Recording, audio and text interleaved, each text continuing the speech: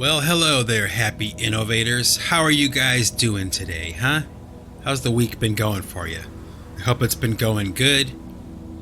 I got my coffee here, and I got myself a small little bag right here of Ruffles potato chips, and just kind of eating them as a snack. But it got me to thinking. I have a question for you, all you listeners, every single person who is listening to this podcast. I'm going to ask you a question. Do you have a favorite chip? Like Doritos, Ruffles, Cheetos. Do you have a favorite snack food, a favorite chip that comes in a bag? You open the bag and you reach in and you grab yourself one and you eat it.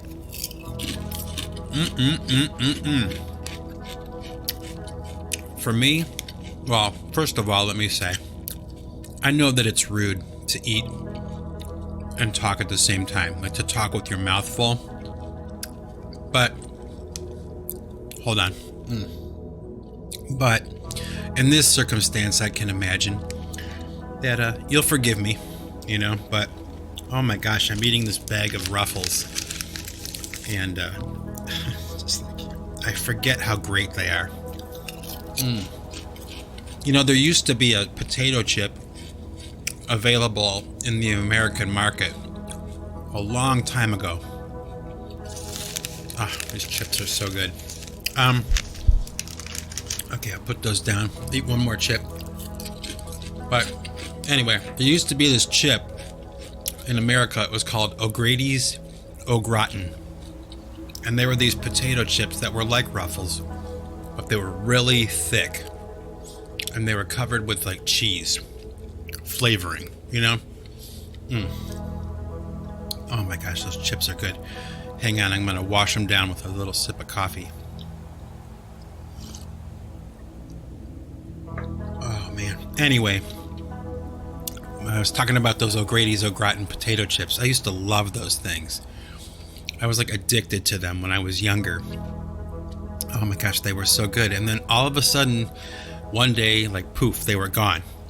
No more O'Grady's Au Gratin. So I actually kind of wonder how many of you out there remember them.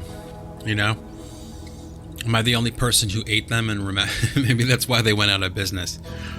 I wasn't quite enough to keep them afloat. My 50 cents a bag or whatever, $2 a bag or whatever back in the day. O'Grady's Au Gratin. They were so good. So now, I think nowadays, I have to settle for Ruffles, sour cream and cheddar chips. And oh my gosh, they are so good. I swear, I have to really, really try to stay away from them. Although I do have quite a bit left in my little bag here, so don't be surprised if I'm munching on my chips throughout this podcast. But I am really curious to know. So don't forget, in the comments section of this podcast, whether it's on YouTube or whatever, wherever you're finding it now, because it's all over the place now. Let me know. Let me know what your favorite chip is. Who makes the best chip? Is it Cheetos, Doritos, Ruffles? Especially like here in the States. But I would be even more curious to know about chips that are available in Europe. The stuff that we can't get over here. So let me know. I'm curious. Oh, anyway, so COVID days, huh? Oh my goodness, it's such a weird time. I could talk about all the weirdness in this podcast today, and I'm half tempted to, because a lot of it is on my mind and it's concerning me, and it's emotional and worrisome and all that kind of stuff. But I'm kind of like, what? I'll bet, like me, a lot of you are just kind of sick of hearing about it all the time. What was it? At first it was impeachment for Donald Trump, then it was COVID and wearing masks and social distancing and quarantining, and now it's riots and protests. What's next? What's the next phase? So I'm not going to talk about that on this podcast today. I'm going to steer away from it and talk about many other things other than that. And wow, I guess I didn't realize, one of the downsides to this whole COVID home quarantine stuff, I almost called it bullshit. Well, okay, let's call it what it is, bullshit. My wife's office is right next to my studio, and I'm used to being alone and recording and not having to worry about, peripheral noise or anything like that. But I don't know if you can hear it in this recording I'm doing right now, but my wife's voice is actually coming through the wall pretty good into my microphone right now. So I'll do my best to eliminate that problem. But it was one of those things that was like unforeseeable about COVID that I just never thought of or never needed to, that I would have to kind of bargain with my wife about time, when I can sing and when I can not sing, and we have to kind of work it out. It's the only downside, I swear, to this whole thing. Otherwise, it's been like heaven on earth, spending every day with my wife, and she works and I work, and then we'll meet in the kitchen for lunch and then go back to work, and it's just really been great, but it does have its downsides. So I apologize if you can hear my wife's voice bleeding through in this recording. Anyway, there's a band called Tame Impala. I'm sure by now that many of you are familiar with them, and I like their music a lot, but I'm a big fan of Kevin Parker, the guy who is behind the sound and the songs of Tame Impala. I've been following him for quite some time now, and just I'm really interested in him because I see a lot of similarities between him and I, like our attitudes. Of course, he's much more talented, much more wealthy, and much more well-known than I am. But I am, in some ways, in my own way, a version of this guy, Kevin Parker. And I think about him a lot. I think about the process of recording a lot, obviously, because I'm teaching myself all this stuff as I go. So when somebody like Kevin Parker from Tame Impala pops up, he makes my radar. I kind of pay attention to the details, pay attention to what he's doing, and I find it really interesting because for the longest time, as a DIY artist, I do things myself, and for better or for worse, things that get released by Pipe Choir or PC3 or PC1, any of the stuff I do, everything, the videos, the records, the songs, the everything, I do it myself. I do it by myself. I mean, my wife is like my partner, but she doesn't touch the music. She's my business partner, but she doesn't play instruments or anything like that. The music is me, right? So, I have to kind of, in some ways, admit that a lot of the time when I'm, recording a song or something, in the back of my mind, I'm always kind of thinking about this idea that eventually, maybe somewhere down the line, these songs sound good and everything, but maybe somewhere down the line, a professional, will get involved with me somehow, the Pipe Choir thing, and, I'll be able to hand off what I consider to be a finished song, right? Hand it off to some famous producer or something, and they'll take it the rest of the way and make it amazing, or use my finished recordings that I make now as like demo versions for these future imaginary possible scenarios where Chris Lord Alge is producing my album, and the recordings I do are the demos for this album with this famous producer, right? I mean, it's always there in the back of my mind, but I gotta say that after kind of like following Kevin Parker from Tame Impala a little bit, let me tell you, it's pretty cool, pretty interesting story with this guy. Okay, now he started making these albums these songs for Tame Impala, he started making them out of his bedroom. Okay, so they were just, homemade recordings that somehow wound up going like bullshit, on the world market, and people just, love Tame Impala, right?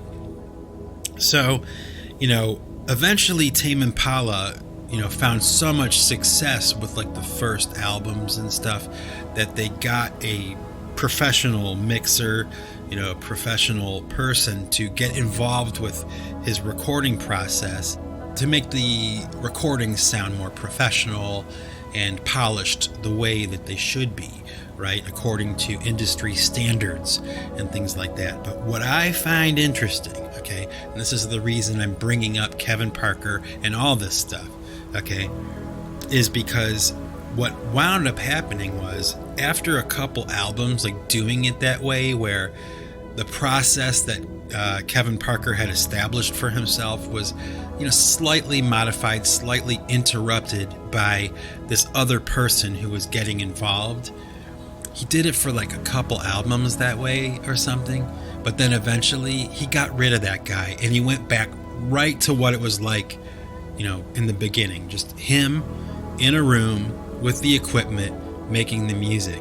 Now, that may not sound like a big deal to you, okay, but to me, that says so many things. It's kind of like a lesson I don't have to learn, on my own. I can pay attention to that. Like, he went from what I am right now, okay, to having success, and then, changing his process and involving another person, and then he wound up in the end going back to just working by himself. That's the better way to go in the end. And that just sets the tone for so many things for me, okay, in my world, right? So like I said, for the longest time, I was kind of listening to my own music and criticizing my process and my shortcomings, as a producer and as a musician, okay? All across the board. There were certain little things that, I wish I could work that out, or I wish that wouldn't have gone that way. I wish I could have made it sound better, or I wish, that kind of thing. This whole revisiting of songs is, old songs is probably like a way of making up for that. When I hear mistakes or things that can change, I bring them into the future, change them, and then re-release them. It's, because I'm learning by the seat of my pants. I have never had a teacher for any of it. I didn't have a teacher to play bass or drums or guitars, or I never had a vocal coach, someone giving me advice about singing. No one ever gave me advice about recording or anything like that. I mean, I did have recording experiences and things like that, and I took notes, I paid attention, but for the most part, actually entirely, really, this whole pipe choir thing, the PC3 thing, all this stuff, all of it is really just by the seat of my pants, right? And it's done my way. So what Kevin Parker illustrates to me is that what matters most, okay, when you're an artist of any kind, whether you're a painter, a musician, you do graphic design, or you're a writer, anything, you have to maybe put more stock in your own ability and your own style of your own way of doing things. Okay, I have not always done that. I kind of doubted myself. I kind of have felt like I was subpar, and let's face it, for many years I was. I mean, I was figuring it out. I was learning, as I did it. But that whole thing with Kevin Parker just makes me think, like, maybe I'm wrong to have this dream or this desire to work with other people that are like famous and really good at what they do, like, famous producers, like, oh man, there's just so many. But like, Jeff Lynne, from ELO, like if he wanted to produce a pipe choir album, like, oh my gosh, can you imagine?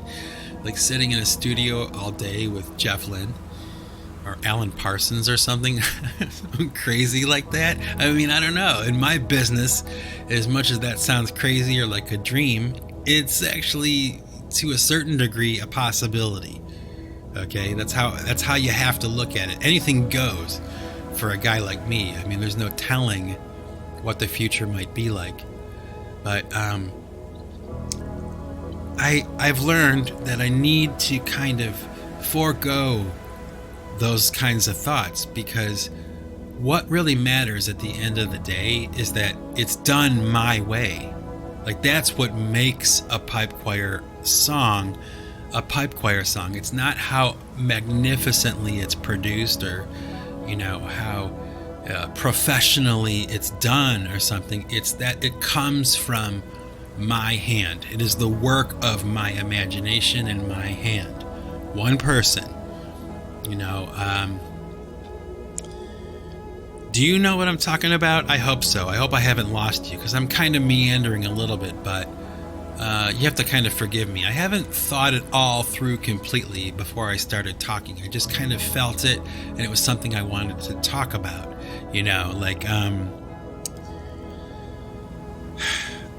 Okay, when I was younger, and I was playing in bands, we would go, when we wanted to make an album or a recording, we would go to like a studio, right? We'd pay some studio, some engineer guy, to record the band, and then we would pay somebody to master it and mix it, and all the things, the technical things that come along with making an album and all that kind of stuff. But at the same time that was happening, okay, I knew people, like I had friends that were in punk bands, and the punk bands did this thing that I never forgot. I mean, I've always kept it in my mind, was, while we're in this $1,000 a day studio making our record, my buddies were over here in the rehearsal space, and they would literally put a boombox, a cassette recorder, for all you who don't know what a boombox is. They would put it in the center of their rehearsal space. They would press play and record. They would play their songs onto a cassette through a little condenser mic on a boombox, and that's their album. So they would make copies of that recording, and they would hand it out as their album. It wasn't a demo or an experiment or something. It was like, here's our album, with like a notebook paper album cover with the name of the band written in marker on a cassette tape from the store, a Maxell tape, and they would write their band name on there, maybe sometimes not even that, and there's their album. And I have a stack of them still to this day. I have a stack of these old school punk rock band cassette tapes, and that's nice and everything for nostalgia, right? But really, the message that's held in those cassette tapes is this, that all that fancy stuff, all those things, they don't matter. What matters is the music. That's what matters. So to a certain degree, with myself, being a limited having a limited knowledge of recording at home and recording myself, having to learn, I've always kind of adopted that attitude. Well, at least, it's okay. It is kind of like those punk bands back in the day. Like what I'm doing is kind of like a modern day version of that. I'm not going to Sterling Sound and recording my albums, and I have zero budget, and you know what I mean? Like, I don't have any producers. I don't even have other players or anything like that. I'm doing this by myself. So I have to just kind of accept it. You get what you get from pipe choir, right? And it comes from me. It comes from my hand, directly from me to you. And there's beauty in that. And there's this thinking I have that is the future for me. Like, even if I had the opportunity to work with, I don't know, name a person. Let's say Lenny Kravitz wanted to do an album with me, let's say maybe that, somewhere down the line that opportunity comes up. Would I even want to? Or should I even want to? Like Kevin Parker, do I want to just be alone in the room and allow this process to be like intimate between you and I? Like, there is no middleman, there is no record company, nothing like that. It goes straight from me to you, unabated, you know? Think about that. I think that is the message that I'm trying to get across here. Of course, it took me, 15 or 20 minutes to do so. So apparently it's not one of those days where I'm as efficient as I want to be. I think that this is a good time for me to reach into my bag of potato chips. Oh yeah. Oh yeah, baby. And eat myself a nice little potato chip. So pardon me for a minute, I'm going to eat one because I can't wait anymore. Oh man. Good stuff. Nice and salty.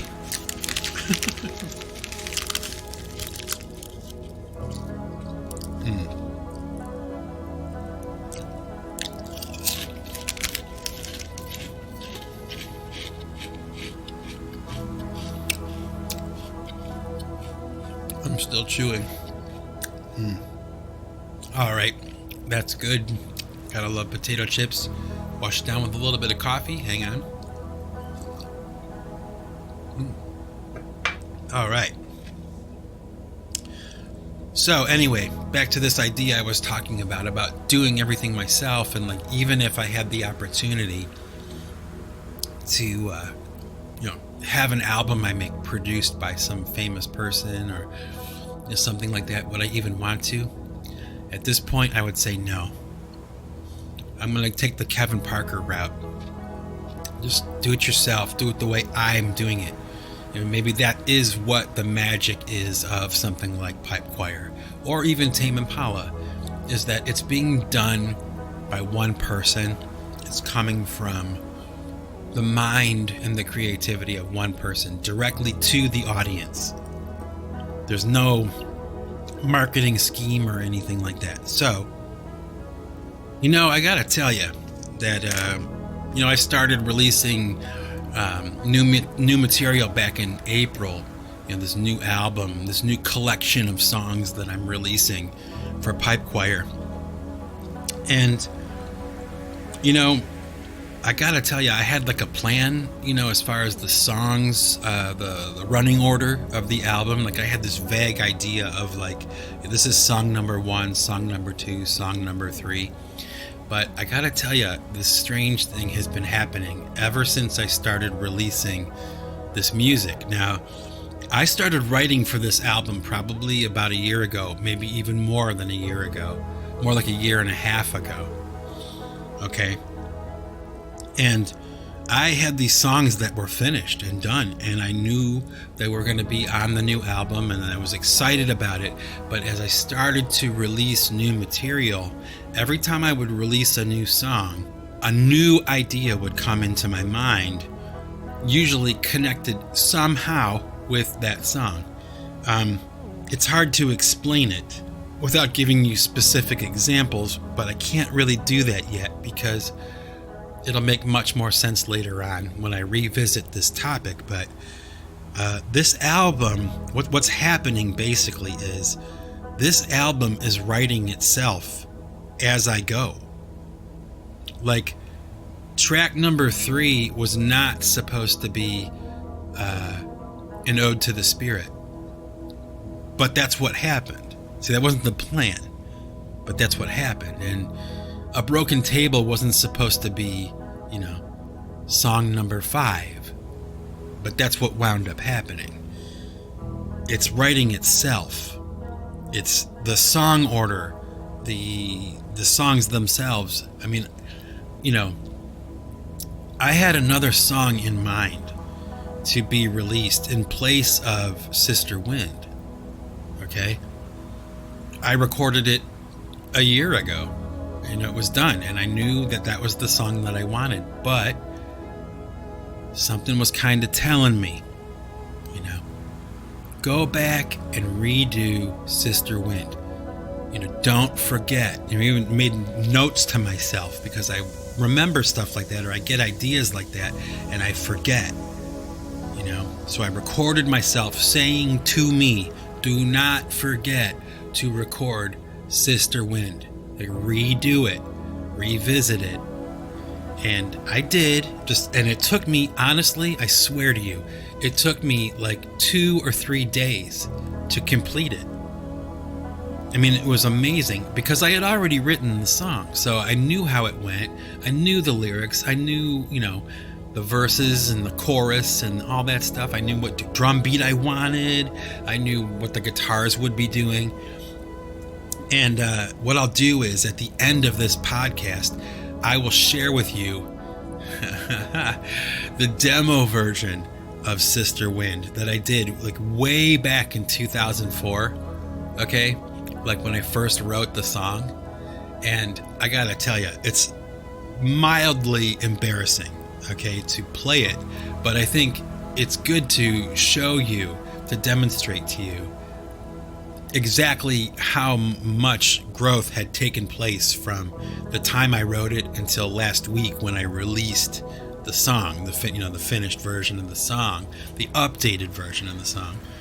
But it came together so quickly, and of course it was like, when I listened to it, I'm like, well, this has to be the next song to be released. So the next song I will be releasing is the song that was supposed to be in place of Sister Wind. Okay, but Sister Wind kind of slid right in there. It was a really quick idea, a quick process that wound up sounding really good. At least I think it did. And I was happy with it, and that was the song. So the next song is a song called The Damage a Lie Can Do. It's the song that I gave you a snippet of a few podcasts ago. It's a little taste of the song. It was one that I thought was pretty good at the time. You know, I still think it's all right. But, you know, this album is writing itself. Something that kind of blows my mind, because I did not plan that at all to be happening. I mean, I got this one song. It's coming up. It's going to be, after the song I'm releasing next, it'll be the next one after that. At least I think so at this point. But what a story behind that one. I can't wait to tell you. I can't wait for you to hear it, and then I'll tell you the story behind it. Because I'll tell you something, folks. I got some songs on deck right now that are, you know, they're in sequence to be released, you know, within the next couple months. And, you know, I have it kind of mapped out pretty good. At least I think I do at this point. And I've got some music that's really, you know, I think you guys are going to really like it. I really do. But this album is writing itself. Didn't plan it.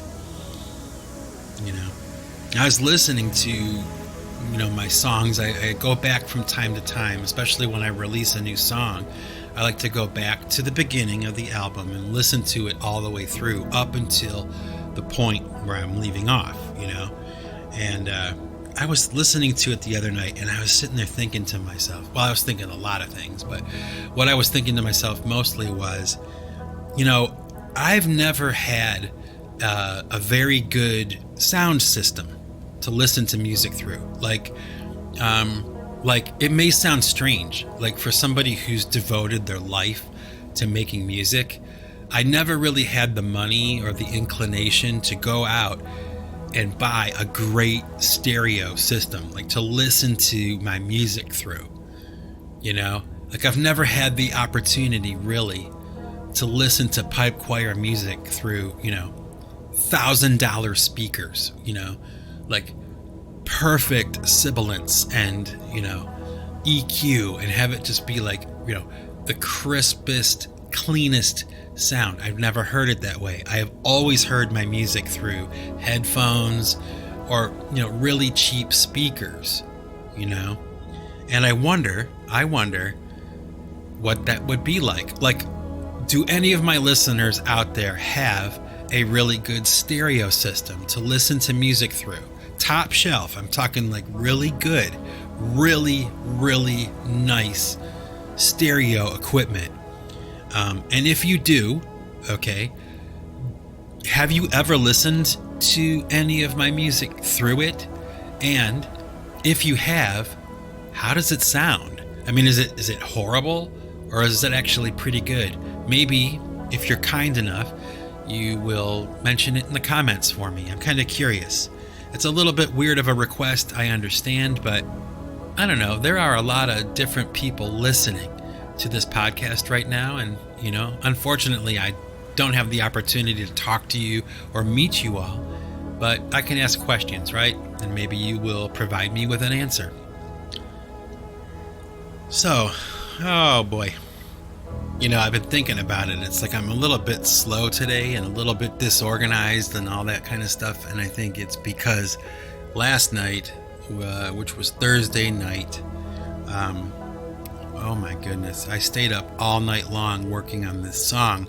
Like I just wasn't sleepy. I just wasn't tired. I was like so stoked and so excited about working on this new song. And, I really wanted to have it out for this weekend, So I stayed up all night, and man, was that a mistake. I am like so tired right now. All day long I've been like dragging, and as I'm recording this, it's probably about 3 o'clock in the afternoon, and I'm just like,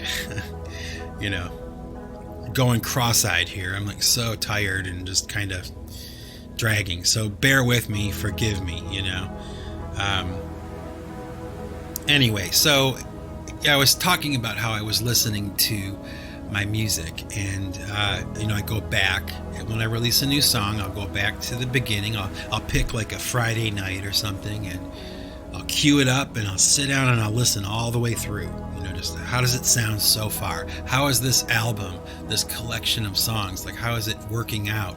This narrative that I'm laying out, is it going well? And what's kind of funny is one of the conclusions that I've come to over the past month or so, and I'm kind of surprised it took me that long to get this thought together. But when you think about it, like, the drums, like in a song, are so important. Like in rock and roll, it's really, really all about the drums. Like I've heard it said before that, if a band has a good drummer and a good singer, you're halfway there. I mean, that really is the core, the foundation of every great rock and roll band in history. A great drummer and a great singer. And I don't think that I'm a great drummer or a great singer, but I'm a pretty good drummer and I'm an okay singer. I get by.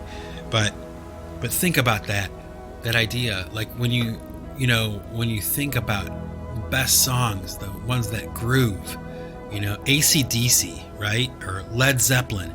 The drum beats are not like these big, fantastic, intricate and complicated things. They're very basic, 4 on the floor, like I call it crack and thud, snare and kick drum kind of thing. It's like the core, the basis of rock and roll music, and I am a drummer first, so I've always kind of had that idea or that understanding, but really over the past month or so, it's really kind of solidified in my mind how important the drums are to music. I mean, think about the greatest rock bands of all time and how great the drums were and how important they were. I mean, even a song like Billie Jean by Michael Jackson, think about that drum beat and how it's the base, the foundation that song is built on.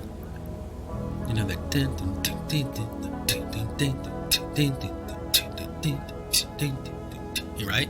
I mean, it's like, it matters so much. And I was thinking about it. I'm like, you have a band like Van Halen, like Alex Van Halen and Eddie Van Halen, these two brothers, right? And they're Van Halen. I mean, they're amazing. They are. But think about how difficult it must have been for Eddie and Alex Van Halen to have their career go as long as it has, and to remain friends and to remain good to each other. I mean, just let's pause for a moment and consider the relationship between Alex Van Halen and Eddie Van Halen and how amazing and remarkable that relationship must be at this point, right? I mean, think about it. What, 30 years now or something like that? Van Halen has been consistently, putting out music and playing concerts, and yeah, they've had their lineup changes and all that, but the one constant throughout all the years was Alex Van Halen on drums, Eddie Van Halen on guitar. I suppose to a certain degree, it would have to be two brothers, right? To make it work the way that it did. And I know that Eddie Van Halen gets a lot of notoriety, for his guitar playing, and he's kind of like the featured instrument in Van Halen. But let me tell you, Alex Van Halen is an excellent drummer, okay?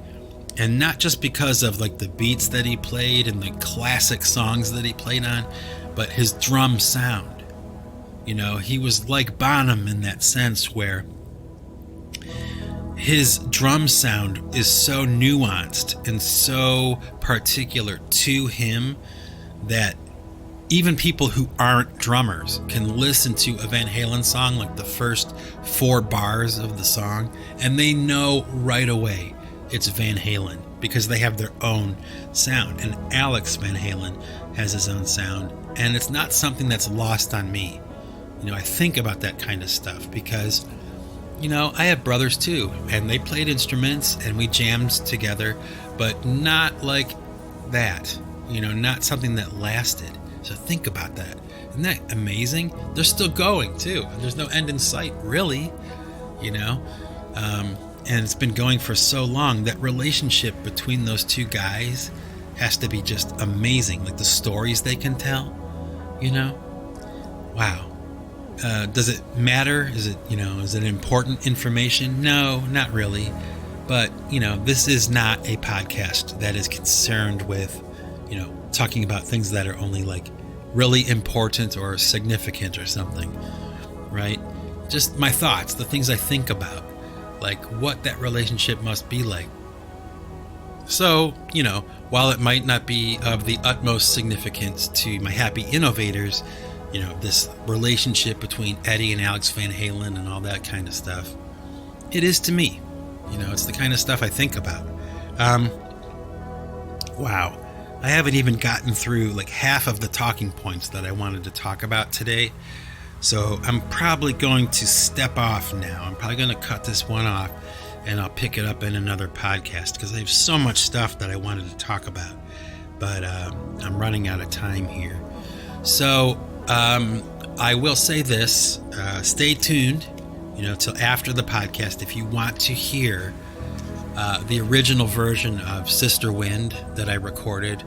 And then I'll play immediately after that the newest version of it, so you can hear the difference. It's really, really laughable.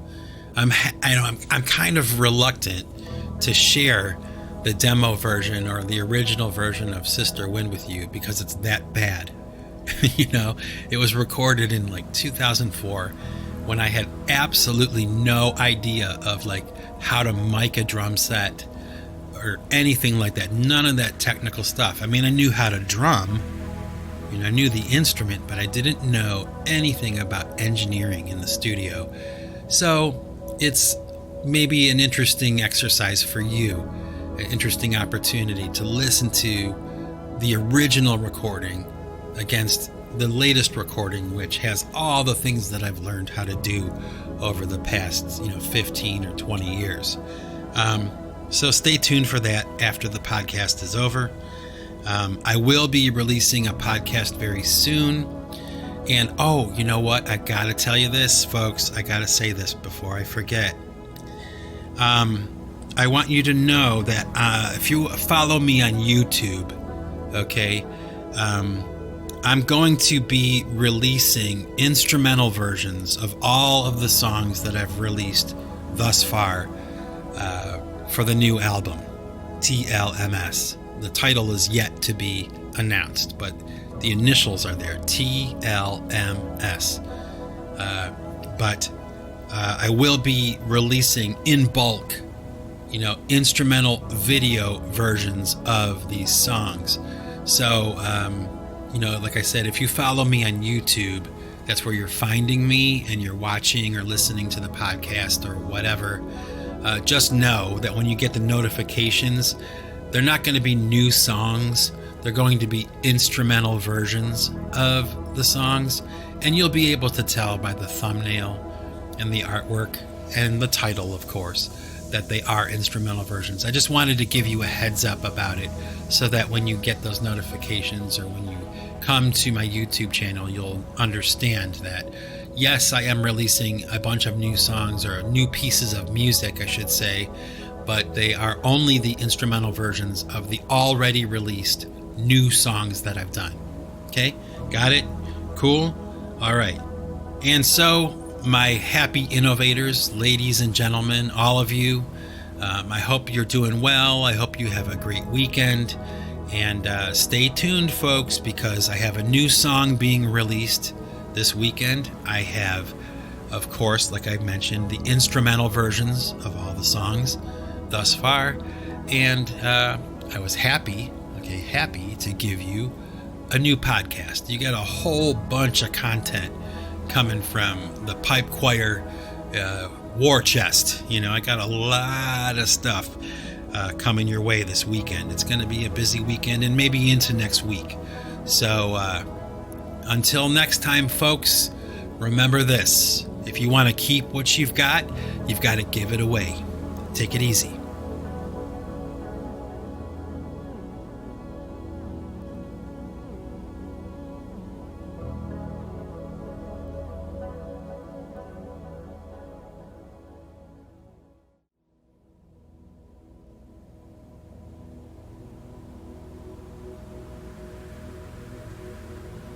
Okay, happy innovators, here we go. I got the demo version of Sister Wind, originally recorded back in 2004. You can hear the lackluster drum recording, guitar recording, all of it. But you know what? I gotta say, to my own credit, the whole song is there. Okay, it's just recorded very badly. And if you stay tuned till after that version is over, you'll be able to hear the new version, the updated version, and hopefully you'll be able to hear the growth that's taken place. I think you can. I think it's pretty obvious. So here we go. Sister Wind, circa 2004.